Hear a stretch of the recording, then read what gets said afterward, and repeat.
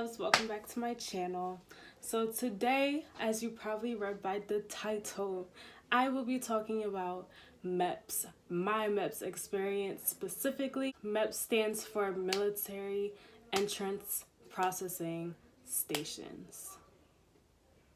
I thought it meant something completely different when I first heard it, but you know what? Basically, MEPS is after you done filled out your packet with all your information, your recruiter is gonna set up an appointment for you to go down to whatever base is closest to you. My base was Fort Dix here in Jersey. I'm just gonna talk about my experience from the day before into the day of. Everyone's experience is different. Mine was not bad at all. I don't know, some people be on here really they be screaming at you, they be yelling, all this other stuff. And I'm like, really? Because that didn't really happen. We gonna get into the shit. So, the day before, mind you, I went through MEPS about 4 months ago. I was mad nervous because everybody was making it seem like it was about to be this. They gonna be screaming at you. It's gonna feel like boot camp type stuff. And I was just like, damn. Basically, your recruiter probably already talked to you about it and made you watch a video on it. So first, they pay for everything. So transportation, your hotel visit the day before, they pay for all that stuff. So the day before I went to MEPS, I went to this hotel. They take you in this big room which has a pool table, Xbox, PlayStation, card games, board games, all that good stuff. And you walking in and you just looking around at all the people because there's already some people there. Some people still ain't come yet. And the first thing I realized was that there weren't any girls. There was a couple. And the rest were all guys. I'm not even joking. There was probably 3 or 4 girls. And it was 15, 20 guys. And I'm just damn. In there. And they make me sign in. Mind you, I'm a little rusty because this happened 4 months ago. So I'm remembering it as I'm talking. So bear with me, y'all.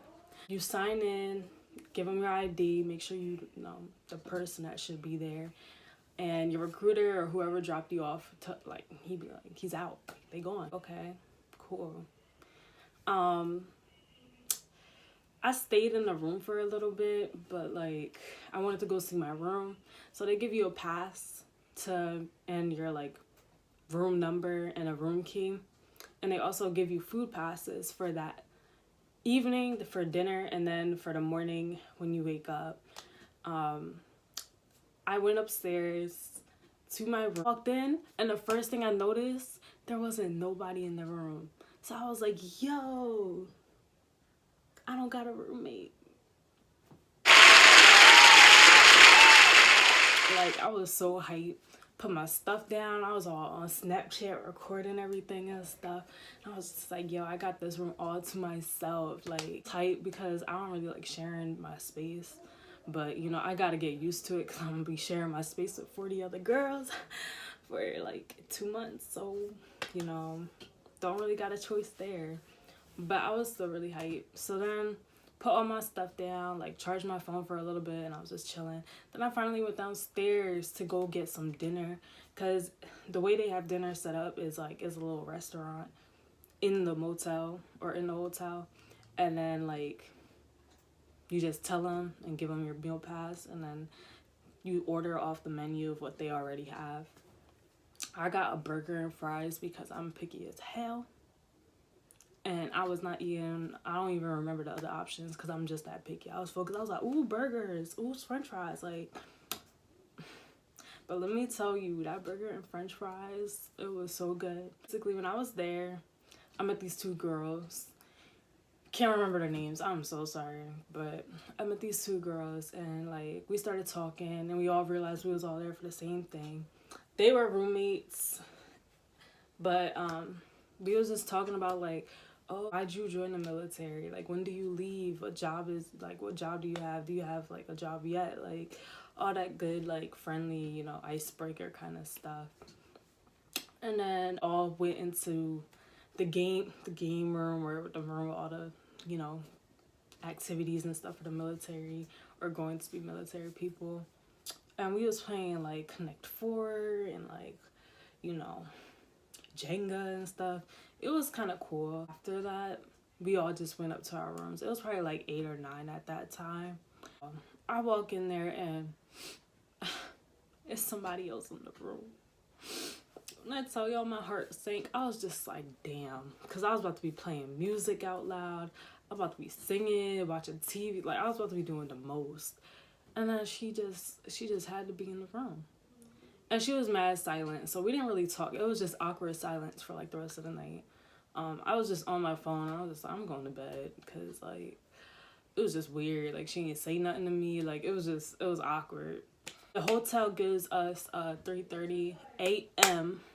wake up call. So, you know, everybody is like you're mentally prepared for it, but then when you hear that phone ring, you just like, oh damn. You're like, no, I don't want to get up. So you get up at 3:30 a.m., take your little shower or whatever.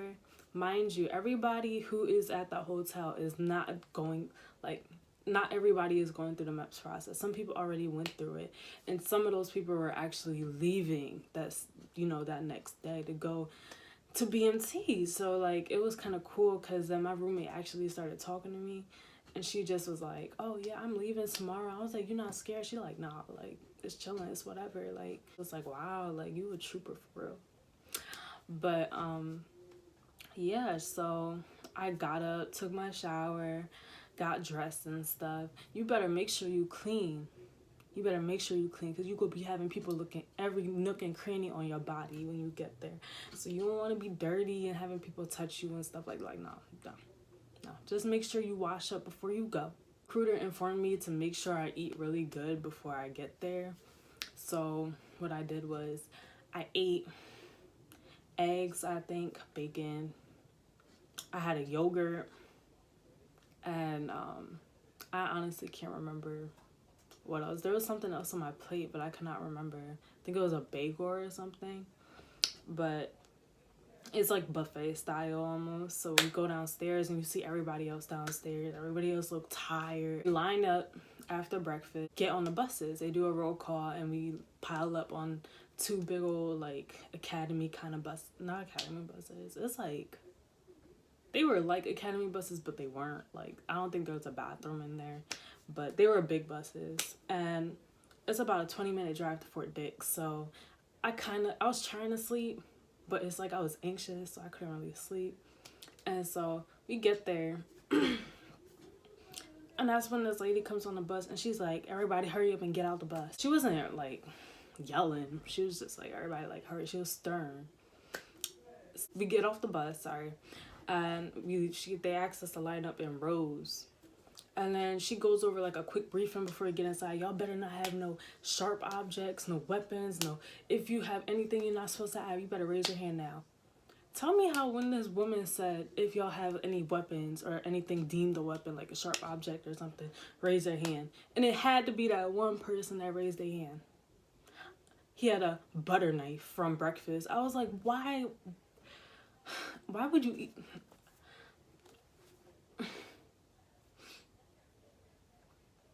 Why? And they tell us all this stuff beforehand. But anyways, she sent his ass to the back of the line. So he was probably one of the last people to get processed. And I was like, damn, sucks to be you. They made us turn off all our cell phones. Things like that were not allowed to be on. They weren't even allowed to be on us while we were in the building. We couldn't have no jackets on. We couldn't have no coats on. So you had to, take all that shit off. So basically, as we get through the building, you go through these metal detectors. They check and make sure, like, you don't got nothing you're not supposed to have on you. Hence why they brief you before you go in to make the process faster. And so we get in. Everybody goes in smoothly, and they give you this big bin. And you put, like, your bag that you spent the night with at the hotel in there. You put your phone in there, like, all that good stuff. And you put it away in this room. And then you line up. They got all your information in like this big old packet, and they give you strict direction. They tell you go straight down the hall, go all the way up like the steps, and look at the signs, make sure you're reading stuff. Guys, I was like one of the first people in there, and I got yelled at only once, but I wouldn't even consider it being yelled at. But like, she was like, girl, come on now. But basically, like, they had this sign and it was like, remain on the right side of the hallway. My dumbass was like in the middle because I'm like one of the first ones up there and I'm just looking around like confused and stuff. And she's like, excuse me, do you not read? Go to the right side of the hallway. And I'm just like, oh shit, damn. Like, it was embarrassing. And I'm pretty sure the people behind me was laughing, but I was just like, damn. If it wasn't me, it was about to be somebody else. So I don't care. I didn't get yelled at the rest of the day, so I was straight. But like, you seen people getting screamed at, because I don't know, for some reason people can't follow like simple directions, so they was getting yelled at for like doing dumb stuff. I'm just like, if you just listen to what they were saying, but I feel like it's because they was nervous. But I feel like if they were like, you know, not as anxious or nervous, they would have handled the situation better. But some of these people, I was just like, damn. It was like a constant thing for them. But after that, I handed her my papers. She like took stuff out, put stuff in. I don't even know, but they handled all that. Gave me back my like folder with all my information and stuff. And she gave me directions to go to this room down the hall. And that's when my medical screening really started. Basically, I went into this room. I took my blood pressure, my height, my weight. Then I came out.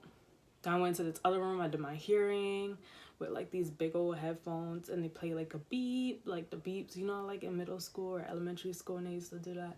And you click the little clicker when you hear a beep. I thought I failed that joint because I was hearing stuff that I was like, I'm not sure if this is my head or I'm not sure if this is real. Like, it was mad weird. And then after that, it's been a while.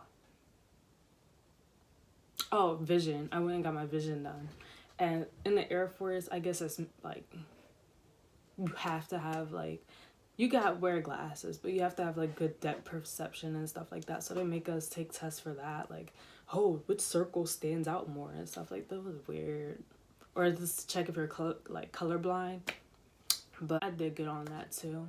Then they take us in this big ass room, like a classroom, and they brief us on like sexual harassment and stuff like that. And then after they brief us, we were in there for like an hour. Here is the worst part. They could be all up on you. Like, you go in this room, and I'm like 5 or 6 other girls. Mind you, there's like 60 people there, and there's like 6 girls there, and I'm like, damn. But anyways, we go in this room, and they're just like, take off all your clothes and put this robe on. So everybody's like in these booths, and we stripping, and we take our like the little hospital gowns and put them on. Mind you, the whole back is open, or the whole front is open. So it's just like, what's the point?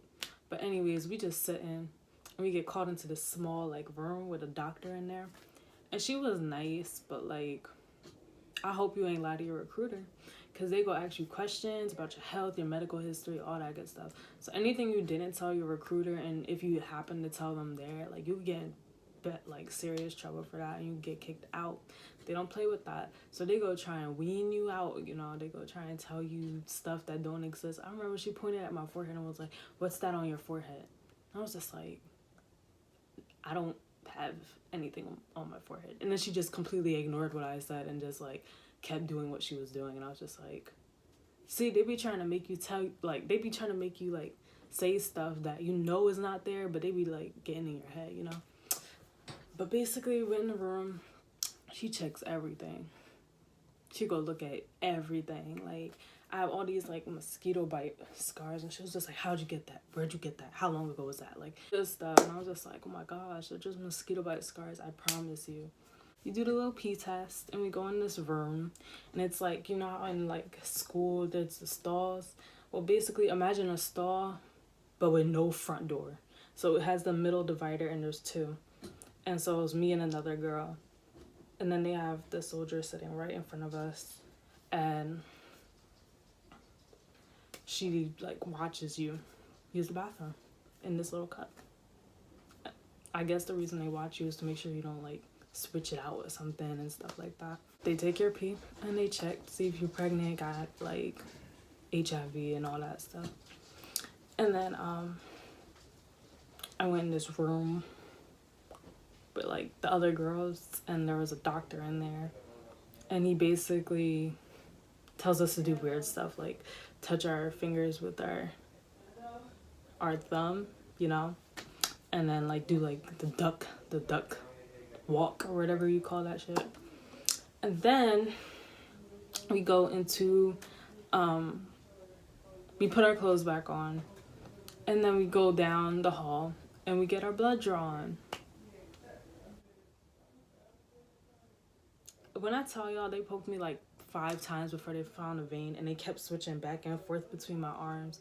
I'm like, oh, your veins are so tiny. Da, da, da, I can't find one. Like, and then after that, she was just like, they finally found my vein, and they drew blood or whatever. And I'm okay with needles, but I guess for people that like don't really like needles, you know, good luck. After that, we go upstairs, and they have like this cafeteria set up, and they give us like a meal pass thing again, and we could get like Subway, and they have choices of like ham, turkey, don't remember the other choice, but I got a ham sandwich or whatever. Came with like a cookie, the sandwich, and like chips. We ate. Then you go down to your recruiting office, and they tell you basically if you like did good or if you didn't and stuff. I waited for my recruiter, and he came, picked me up, and dropped me home. That was it. That was my MEPS experience. Like, it wasn't nothing serious. Nothing really happened, but you know, I hope this video is not too long. I was trying to make it short, but I was also trying to go into detail at the same time. So, you know, I hope y'all enjoyed, and stay tuned for my next videos. Hopefully I can put something out before I leave in 15 days, but if not, definitely see y'all when I come back in 2 months and I'm officially an airman, and I will definitely be posting some content out for you guys. So enjoy, like, subscribe, whatever you gotta do, you know. I ain't hunting y'all down, but well, that's it for my video, y'all. I hope y'all enjoyed, and I hope it was as informative as possible, because I did not want this video to be like 25 minutes, 30 minutes long. So I was trying to go into detail for you guys, and I was trying to, you know, explain everything, keep it short at the same time. So if you guys have any questions, leave a comment below. I will definitely get back to y'all. If y'all like want to know certain specific things, you know, definitely hit me up in them comments. Like, comment, subscribe, you know the deal. Love y'all.